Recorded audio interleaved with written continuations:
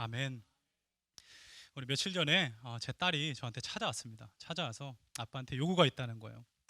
잘 들어보니까 이제 참 본인이 세븐 이제 7살이 되었다고 이 네발 자전거가 있는데 옆바퀴 2개를 띄워달라고 얘기하는 것입니다. 저는 그 아이의 마음을 알고 있었어요. 얼마 전부터 계속 이제 좀 애가 좀 그래도 나름대로 크니까 누나들이 하거나 그러니까 언니들이 하거나 이런 것들을 막 따라 하려고 그래요. 그래서 제가 그 2바퀴를 띄워줬어요. 여기까지는 별로 어렵지 않았습니다. 근데 문제는 그 다음에 생겼어요. 저는 딸아이가 다칠까봐 뭐 머리에는 이렇게 헬멧을 씌우고요, 그죠? 손발, 뭐 팔꿈치 이런데 다 이게 보호 장비를 하는데 이 아이는 그게 귀찮은 거예요. 그래서 그 자꾸 벗으려고 합니다. 그리고 이제 지지 않으면 옆바퀴가 없으니까 차주게 넘어지겠죠. 그래서 제가 그 자전거를 이렇게 뒤에서 잡아주려고만 하면 애가 노래는 거예요. 아빠 때문에 내가 넘어진다고 막 이렇게 얘기를 하는 것입니다. 이 딸아이가 제 마음을 참 몰라요. 저는 그 아이가 잘 타기를 원해서 이렇게 도와주려고 하는데 이 아이는 그걸 모르니까 어떻게 해요?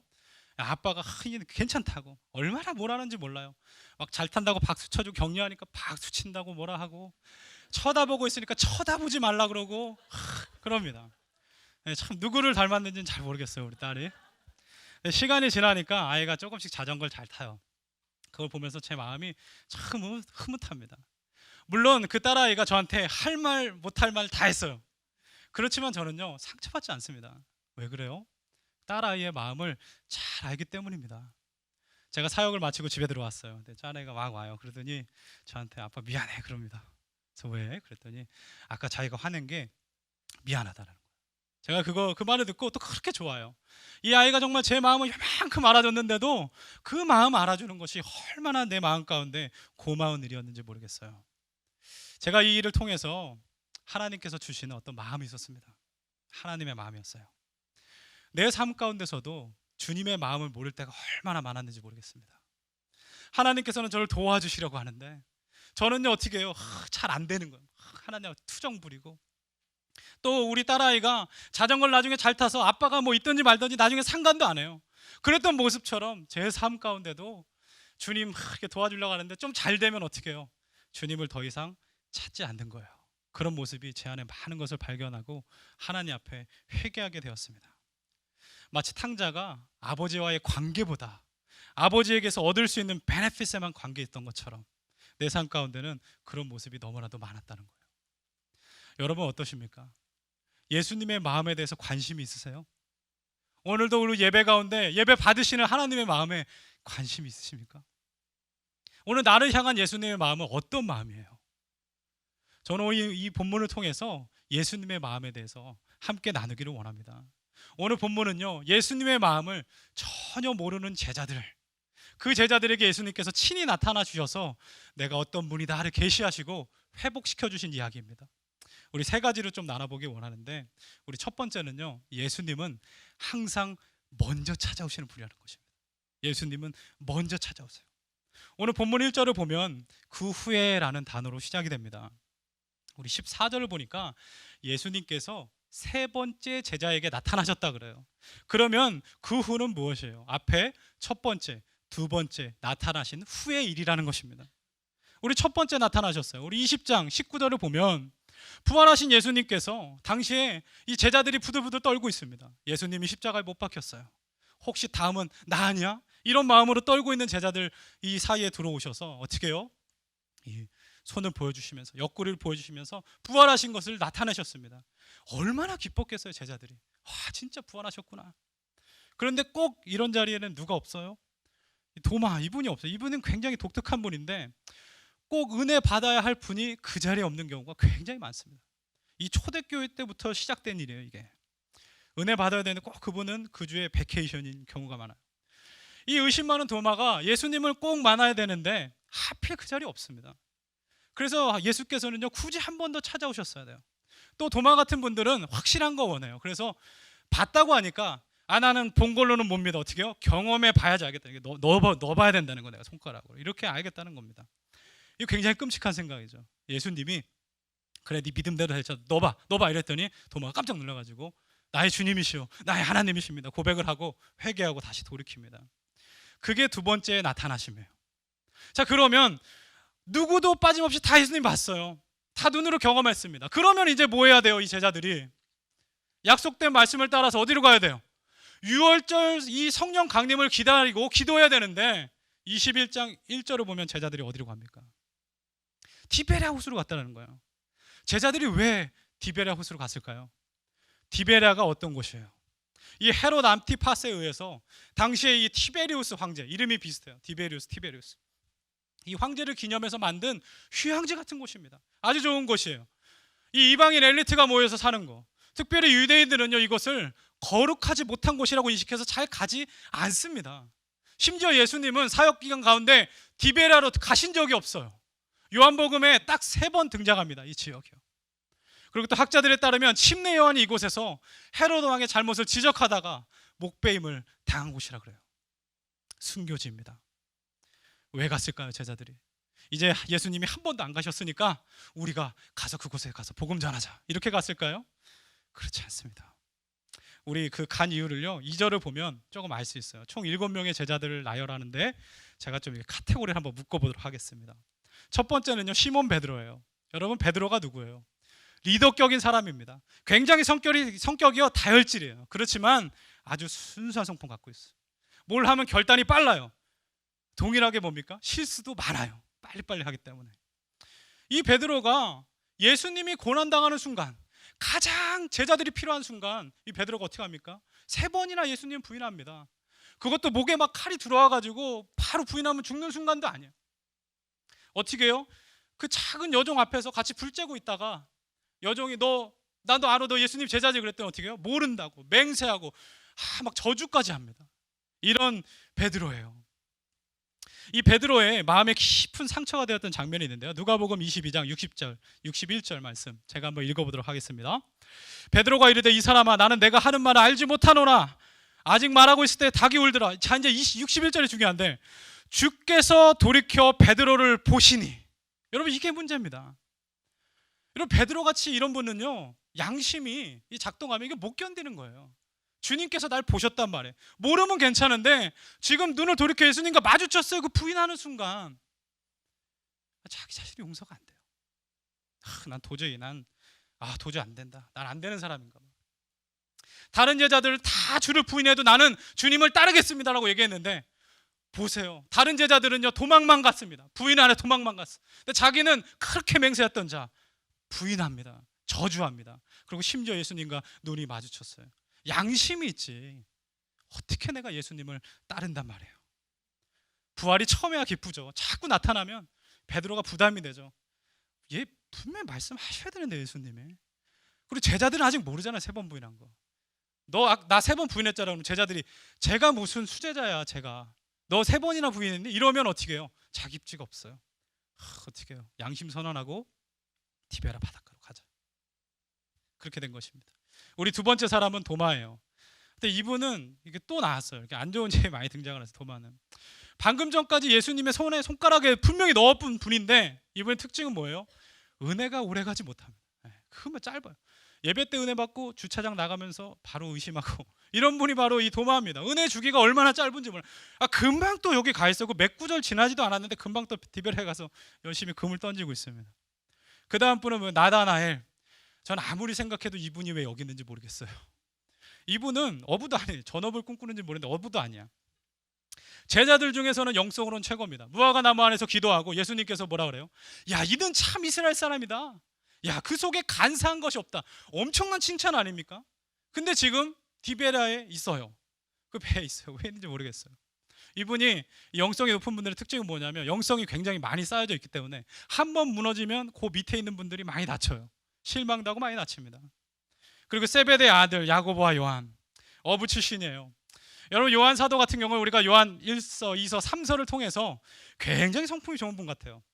텐더 보이스, 얼마나 이게 사랑이 넘칩니까? 사랑의 사도. 근데 마가복음 3장 거듭나기 전에 보면 사마리아 사람들 전도합니다. 전도하는데 막 안 받아들이고 내쫓 쓰니까 어떻게 해요? 예수님께 막 와가지고 화가 났어요. 예수님, 당장 하늘에서 불이 떨어져가지고 저기를 심판하셔야 됩니다. 다 태워야 돼요. 이렇게 얘기했던 분이십니다. 너무나 포악해, 성격이.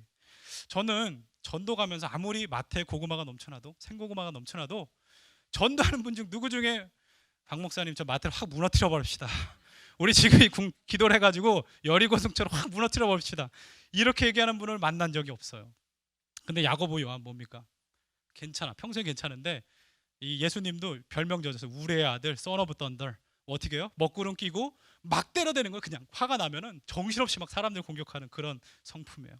또 익명의 두 제자가 있습니다. 이분들은 뭐 이름도 안 나와서 굳이 알 수 없지만 가끔 저희도 보면 그냥 거기 가 있는데 늘 거기 있는 분들이 계세요. 어떻게 하다가 여기 오셨어요? 글쎄요, 그냥 여기 제가 있네요. 이런 분들이 있습니다. 이 제자 두 명은 아마 그런 분들일 거예요. 이 7명의 특징이 있어요. 무엇이죠?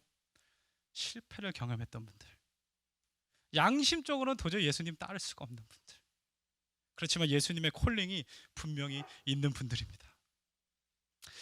그런데 우리 3절을 보세요. 시몬 베드로가 뭐라고 얘기합니까? 나는 물고기 잡으러 가노라. 나머지 제자 6명도요 양심이 작동합니다. 우리도 함께 가겠어요. 함께 갑시다. 예수님 어떻게 하시겠습니까, 여러분? 여러분이 예수님이라면 어떻게 하시겠어요? 이거 다시 나타나서 다시 부르겠습니까? 예수님은요 먼저 찾아오십니다. 예수님은 결코 포기하지 않아요. 여러분, 때로 우리가 예수님 오해할 때가 많아요. 예수님이 우리가 거룩한 결정을 하고 거룩한 곳에 있고 그러면 예수님이 기뻐서 막 찾아오신다 생각합니다. 그런데 오늘 본문을 보면 어때요? 예수님께서 제자들을 찾아가신 곳은요, 예수님의 제자들이 가장 영적으로 밑바닥을 칠 때, 가장 불결한 디베라에 있을 때, 세상의 한복판에 있을 때, 또 뭡니까? 이 생업에 집중하면서 예수님이 어떤 분인지 알지도 못하는 그 순간, 누구도 거들떠 보지 않는 그 제자들에게 찾아가신 분이 바로 예수님이라는 것입니다. 한국인으로서는 최초의 선교사님, 우리 이기풍 선교사님은 아세요? 아마 들어보신 분들이 있을 거예요. 이기풍, 뭔가 좀 기풍 뭐 이렇게 좀 그죠? 이름도 범상치가 않습니다. 이 1868년 우리 11월 21일 평양에서 태어난 분이에요. 태어날 때 굉장히 머리가 똑똑했다 그래요. 그런데 점점 성장하면서 어떻게 해요? 혈기가 왕성해지고 동네 이제 불량배로 사람들을 그렇게 괴롭히고 다닙니다. 그리고 특별히 우리 대동강에서 매년 돌 던지는 이 석전이 있었다. 돌 전투. 동서편으로 나누는데요. 이분이 돌을 그렇게 잘 던집니다. 그래서 어떻게 해요? 대장을 맡아, 대장을. 근데 하루는 이분이 길을 걸어가고 있는데 서양 선교사님 한 분이 막 이렇게 어눌한 말투로 전도하고 있는 걸 발견해요. 기분이 안 좋은 거예요. 뭐야, 서양에서 와가지고 이상하게 생겨가지고 어눌하게, 또 이렇게 탁 서서 있으니까 그분 표현은 그래요. 도도하게 전도하는 게 마음에 안 들었대요. 그래서 어떻게 하죠? 너무 화가 나는 거예요. 그래서 그분을 이렇게 몰래 따라갑니다. 따라서 지비치를 알아놓고 친구들을 모아가지고 선교사님이랑 사모님 들어가고 돌을 막 던져요. 거기다 던지니까 막 장독대 깨지고 유리 깨지고 다 깨집니다. 근데 선교사님이 안 나와요. 이기풍 선교사 왜 안 나오지? 들어가는 거 봤는데. 그런 마음으로 별 생각 없이 그냥 또 나옵니다. 다음 날이 됐어요. 근데 이번에 그 선교사님이 어떤 책을 들고 사람들한테 막 어린애에서부터 노인까지 막 이렇게 권유를 하는 거예요. 성경책이었습니다. 근데 이기풍 선교사는 어떻게 해요? 사람들을 괴롭혀? 그러면서 어떻게 해요? 땅바닥에 있던 짱돌을 들어서 그 돌 던지기를 잘하는 분이 선교사님을 확 던집니다. 근데 그 돌이 날라가지고요, 선교사님이 턱을 팍 맞아요. 이 턱이 다 깨지고 피를 흘리면서 바로 거기서 기절해버려요. 이기풍 목사님이 그것을 보면서 자기도요 마음이 약해져 깜짝 놀라가지고 확 도망갑니다. 여기까지만 보세요. 하나님이 어떻게 하셔야 돼요? 당장 이기풍 이분 걷어가셔야 되는 건 아닙니까? 그런데요, 예수님께서는요 이기풍 목사님을 찾아갑니다. 이게 은혜예요.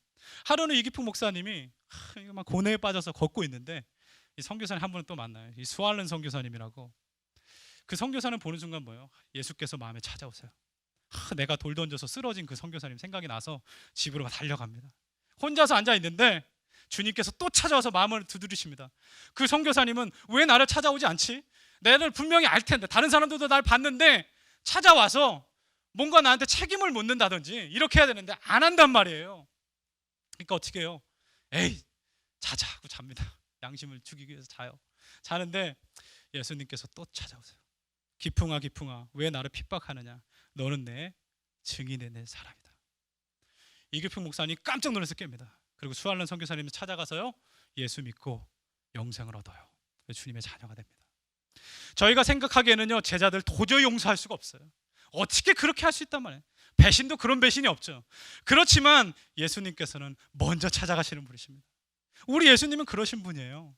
우리가 실수하고 넘어지고 하나님께서 하지 말라는 것도 하고 그럴 수 있습니다. 그럼에도 불구하고 항상 먼저 오시는 분은 누구십니까? 예수 그리스도의 은혜. 그분이 우리를 건져내십니다. 우리 이기풍 선교사님이 돌을 던져서 이 턱이 깨진 선교사님이 누군지 아세요? 나중에 찾아가요. 예수 믿고 찾아갑니다. 우리가 잘 아는 이 선교사님은 평양 대부흥을 이끈 우리 길선주 장로님이 나온 평양 신학교를 세우신 세뮤엘 이 어스틴 머펫 마포 3년 선교사님입니다. 그분이 1893년부터 1936년까지 한국에 사역합니다. 그리고요 1939년 10월 24일 날 우리가 사는 지역이에요. 캘리포니아 몬로비아 아세요? 몬로비아에서 별사하십니다. 그 퍼널은 아직도 있어요. 손자들은 아직 여기 살고 있습니다. 나중에 이기풍 목사님이 평양신학교에 입학합니다. 그리고 그 유명한 7인의 목회자 중 한 분이 돼요. 여러분 예수님의 이 은혜를 보세요. 찾아오실 뿐만 아니라 우리가 상상도 못할 방법으로 저희를 사용하시고 예비하십니다. 이 예수님을 만나는 저희가 되시길 예수님의 이름으로 간절히 축원합니다.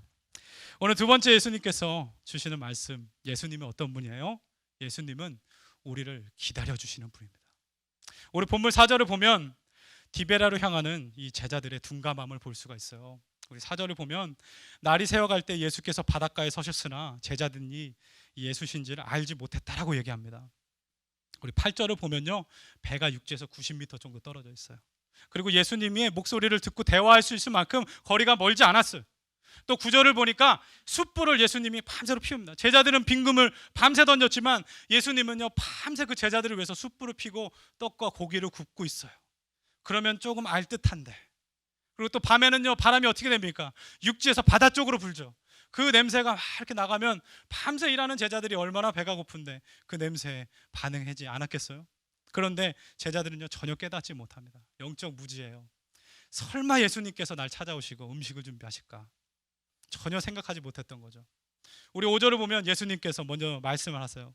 얘들아 너희에게 고기가 있느냐? 여기서 얘들아 이 children은요 이 단어가 굉장히 독특한 단어예요. 아버지가 사랑하는 자녀를 부를 때 이 말씀하는 단어입니다. 제자들이요 이것을 들으면은 깨달을 법도 하죠. 누가 우리한테 이렇게 따뜻한 호칭을 부르지 하고 이렇게 볼 듯한데 뭐라 그럽니까? 없나이다. 이 한글로는 네 글자라서 좀 예의 있게 느껴지지만요 이 원어로 보면 그냥 no예요. no. no. 아니요. 그러니까 뭡니까? 얘들아 고기가 있느냐? 없어. 이렇게 대답을 한 겁니다. 이 굉장히 루드하게 대답한 거죠. 여러분들 같으면 어떻게 하시겠어요? 이 제자들 그냥 도망친 것도 정말 배은망덕한데 그 배로 확 뒤집고 그죠? 풍랑을 보내고 막 이럴 것 같은데 막 상어 몇 마리 띄우고 그죠? 153마리 물고가 물어뜯어라 일단 이렇게 할 것 같은데 예수님 어떻게 합니까? 상한 깔 때 꺾지 않으시고 꺼져가는 등불 끄지 않으시는 분. 제자들은 진짜 무례해요. 그런데 기다려 주십니다. 그러면 그물을 배 오른편에 던져봐. 그럼 잡을 거야. 이 제자들이요 던져서 많은 물고기 잡아요. 여러분 예수님이 왜 이렇게 하실까요? 예수님의 방법이 우리랑 너무 다른 거예요. 예수님은 절대로 우리를 강요해서 깨닫게 하지 않습니다. force하지 않으세요. 제자들이 스스로 깨닫고 주님께로 돌이킬 수 있는 기회를 만들어 주십니다. 은혜를 깨닫고 첫사랑을 깨닫게 해주시는 분이 우리 예수님이세요. 우리의 눈높이를 항상 맞춰주세요. 7절을 보니까 드디어 이 예수님께서 사랑하시는 제자 요한이죠. 주님이시다 깨달아요. 이 깨닫는과 동시에 이 시몬 베드로 다혈질 순수한 분이잖아요. 그냥 즉흥적으로 바로 그냥 또 물에 뛰어듭니다. 이제 헤엄쳐가지고 와요. 나머지 제자들은 물고기 모시고 그죠? 천천히 육지를 이렇게 나갑니다. 저는 이 장면에서 참 은혜가 많이 받습니다. 은혜를 많이 받는데 우리 같으면 어떻게 하시겠어요? 나 같으면 베드로가 이렇게 먼저 수영하고 오면은 베드로 역시 넌 수제자답다. 지금 물고기가 문제야. 물고기가 빨리 와야지 예수님 앞에. 그리고 베드로를 이렇게 칭찬해 줄 것 같은데 예수님 아무 말도 안 해요. 제자도 올 때까지 기다리십니다. 왜 그렇죠?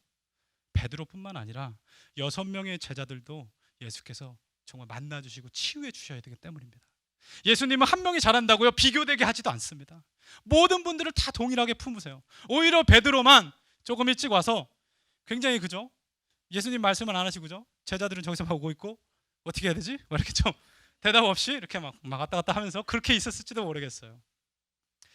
예수님은 우리를 끝까지 기다려주시는 분이십니다. 강요하지 않고 깨달을 때까지 언제고 주님께 돌아올 때까지 기다려주세요. 우리 이기풍 목사님 돌 맞았던 우리 마포 3년 선교사님이 이 예수님의 기다림에 대해서 잘 실천하신 분이에요. 우리 마페 선교사님의 초창기 사역은요 정말 비참합니다. 지금 우리가 그냥 이렇게 유명하신 분이나 이렇게 봐서 그렇지 초창기 때는요 맨날 두들겨 맞고 그러세요. 이기풍 같은 분이 또 많지 않습니까? 그런데 이분이 이걸 다 참으세요. 우리 1890년 1월 달에 인천 제물포항에서 첫 발자국을 한국에 내디디면서 이분이 쓴 결단문이 아직도 남아있어요. 이렇게 말씀합니다. 나는 처음에 한국에 왔을 때 하나님 앞에 기도하고 결단한 바가 있다. 그리스도의 십자가의 도를 전하는 것 외에 아무것도 하지 않으리라. 마포 삼열 목사님은요, 끝까지 기다리십니다. 한 영혼이 주님께로 돌아올 때까지 어떻게 해요? 끝까지 기다려요. 복음 전하는 것에 자기의 모든 것을 다 합니다. 그러니까 어떻게 해요? 사람들이 점점 그를 알아보기 시작하고 결국에 이 마펫 하다 보니까 마포랑 비슷하게 마포 목사라고 부르다 해가지고 이름이 마포 목사님이라고 돼요. 이기풍 이 목사님도 마찬가지입니다. 이 마포 삼열 목사님의 기다림이 없었다면은 예수님께로 어떻게 돌아올 수가 있었겠어요? 예수님께서는 오늘도 나를 기다려 주십니다. 언제까지? 내가 깨닫고 돌아오는 그 순간까지. 우리 마지막 본문을 통해서 주시는 예수님의 마음은요, 예수님은 우리를 먹여주시는 분이라는 거예요. 저는 개인적으로 이 부분이 제일 좋아요. 예수님은 정말 먹여주시는, 항상 먹여주시는. 이상하게 먹으면 우리 마음이 풀립니다. 굉장히 막 이렇게 좀 업셋되다가도 국물이 이렇게 싹 넘어가면 그 뜨거운 게 쫙 마음 가운데 퍼지면서 그분이 용서가 되고 괜찮습니다. 할 말이 많았는데 먹다 보면 괜찮습니다. 뭐 다 그렇죠. 이렇게 하고 이해가 돼요. 예수님 이걸 너무 잘 아세요. 우리 본문 9절을 보면 제자들이 육지에 올라와서 세 가지를 보죠. 숯불, 그 위에 생선이 있고 떡도 맛있게 구워져 있습니다. 이 세 가지가요 정말 큰 영적인 의미가 있어요. 이 첫 번째 숯불은 뭐예요? 어디서 많이 본 단어 아닙니까? 숯불. 예수님께서 이 고난을 당했을 때 베드로가 어디 앞에 있어요? 이 숯불 앞에서, 이 원어도 똑같아. 이 숯불 앞에서 이 추위 너무 추워가지고 예수님 뭐 따라가지도 못해. 너무 추워가지고 이렇게 쬐고 있다가 거절했던 거. 그 숯불 세팅. 어떤 영적인 의미를 가지고 있어요? 베드로가 예수님께 뭐 딱 붙는 것도 아닙니다. 적당한 거리. 나는 분명히 저분을 따르는 분이야. 나는 거절하지 않았어. 아직까지 거부하지 않았어. 적당한 거리를 두고 세상에 섞여서 추워서 세상에 섞여서 같이 있을 때 본인은 세상이 자기를 모른다고 얘기해요. 너무나도 흥미스럽죠. 근데 세상이 오히려 그 예수 믿는 베드로를 알아봅니다. 너 예수님의 제자잖아. 나 아니라니까. 그러다 보니까 어떻게 해요? 부인했던 곳이에요. 바로 이곳입니다. 예수님께서는 어떻게 해요? 그 상황을 그대로 세팅해놓고 이 베드로의 마음을 회복시키시길 원하는 거예요. 너가 부인한 거 다 알아. 그렇지만 다시 와라. 이 세팅에는 더 이상 세상이 아니라 내가 있어. 내가 준비한 불을 같이 쬐지 않을래. 부르시고 있는 것입니다. 그리고 마치 세컨 커뮤니언 같아요. 떡이 있고 막 물고기가 이렇게 있고요. 얼마나 마음이 따뜻해요. 막 혼날 수도 있을 것 같은 분위기인데 그 음식 보면 예수님이 나 받아주시는구나 이런 마음이 들지 않았겠어요? 이 예수님의 성품을 알 수 있는 것이 또 10절이에요. 지금 잡은 생선을 좀 가져와라. 이 말씀 정말 감사합니다. 내가 준비한 것이 있어. 그렇지만 네가 말씀에서 순종해서 얻은 것도 내가 같이 취하기를 원한다. 하나님의 사역에 같이 동참시키시는 것이에요. 사람 낚는 어부로서 엄청나게 많은 걸 깨달았을 거예요. 너를 통해서 영혼을 구원할 것이야. 내가 준비한 것이 이미 있지만 너의 것도 내가 받으리라. 이 말씀에 베드로가 어떻게 해요? 물고기를 가지러 갑니다. 이 11절을 보니까 엄청난 일이 있어요. 한번 잘 보세요. 베드로가 올라가서 그물을 육지에 끌어올리니 거기에 가득 찬 물고기가 어떻게 해요? 153마리. 이건 너무나 잘 알아. 이 숫자도 놀랐지만 더 놀라운 것이 있습니다. 그 다음 말씀. 이같이 많으나 그물이 찢어지지 아니하였더라. 찢어지지 않는 그물. 예수님께서 베드로를 처음 불렀을 때 동일한 일이 있었습니다. 깊은 곳으로 가서 그물을 던져라. 그리하면 많이 잡을 거야. 그때는 뭐예요? 많음에 그물이 찢어지는지라. 그런데 이제는요, 어떤 의미 가지고 있습니까? 예수님 부름을 받았어요. 가서 물고기를 가져갔는데 더 이상 찢어지지 않아요. 찢어지지 않습니다. 예수님의 부름을 받았을 때요, 제자들은 연약합니다. 고기를 많이 잡을 수 있어요. 주님께서 보내주십니다. 그렇지만 그 그물이 찢어져요. 한 번 헌신하고 찢어지기 때문에 또 기워야 됩니다. 이건 자주 할 수 없단 말이에요. 그런데 그 다음에는 어떻게 돼요? 예수께서 부활하시고 나서 처음에 콜링 받았을 때는 내가 다 할 수 있을 것 같았지만 못합니다. 그렇지만 상하고 찢겨지고 넘어지고 쓰러졌을 때 다시 찾아오신 그 부활의 예수님을 만나고 나서 일어나니 이제는 뭐예요? 안 찢어집니다. 내 힘으로 하는 것이 아닌 것을 분명히 깨닫고, 그럼에도 불구하고 하나님은 나를 사용하시는구나, 이게 깨달아졌기 때문에 그물은 더 이상 찢어지지 않는 것입니다. 이 제자들이 우리 사도행전 한번 보세요. 나중에 이 사복음서랑은 비교가 안 되는 사람들로 바뀌어져 있습니다. 왜요? 찢어지지 않는 그물이에요. 찢어지지 않는 그물. 아무리 사역을 해도 하나님께서 막 때려 부어주시고 아무리 공격이 와도요, 그물이 찢어지지 않습니다.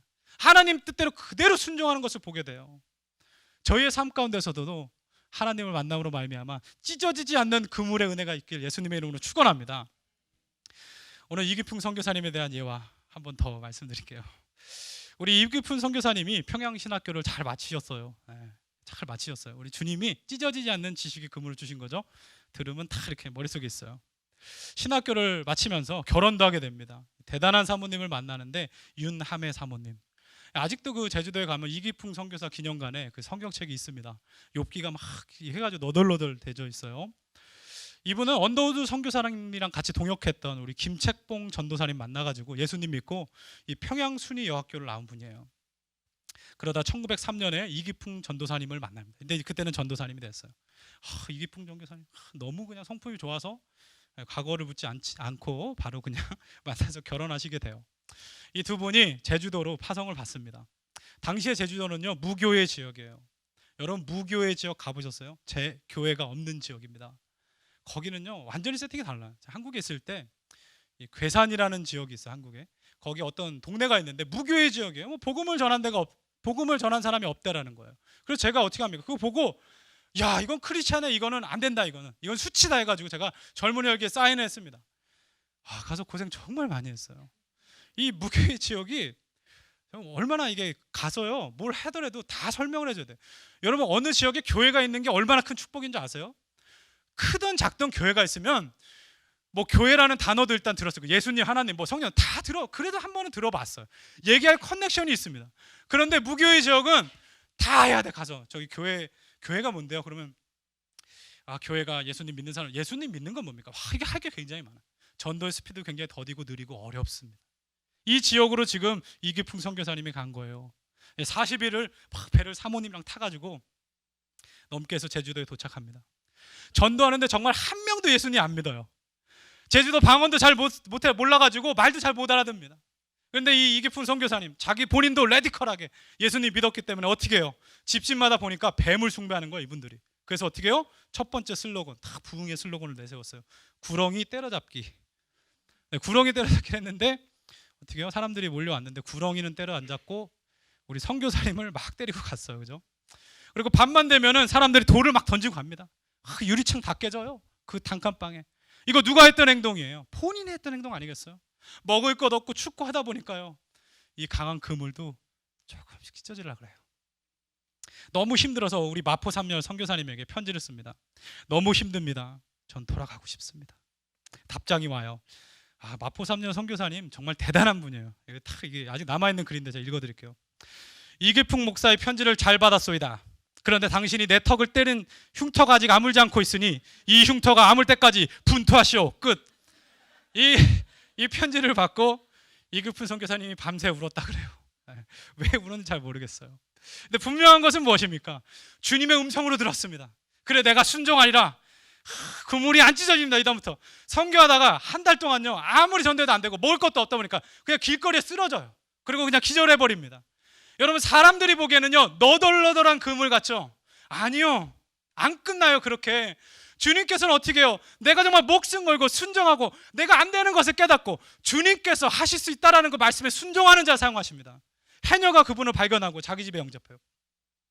이기풍 선교사님 눈 뜨자마자 그분한테 예수님 믿으라고 전도합니다. 그분이요 결국에 예수를 믿어요. 그리고 어떻게 합니까? 찢겨지지 않는 이 이기풍이라는 그물은 13년 동안 제주도에서 사역하면서 세계의 교회와 400명의 예수 믿는 자들을 주님께로 이끌었습니다. 찢어지지 않는 그물 말이에요. 혹시 나의 삶은 어디에 있습니까? 디베라 바닷가에 가 있진 않나요? 아니면 늘 실패하는 것을 반복하다 보니 나도 제자들처럼 신앙적인 양심에 걸려서 패배감에 사로잡혀 있지는 않습니까? 오늘도 제자들처럼요 찢어진 그물을 던지면 아무것도 안 잡히는 그 생활을 하면서 신앙생활을 하면서 피로도가 크게 달아있지는 않으세요? 예수님께서는 저희의 그 찢어진 그물을 기워주실 뿐만 아니라 아예 찢어지지 않게 능력 있는 그물로 만들어 주십니다.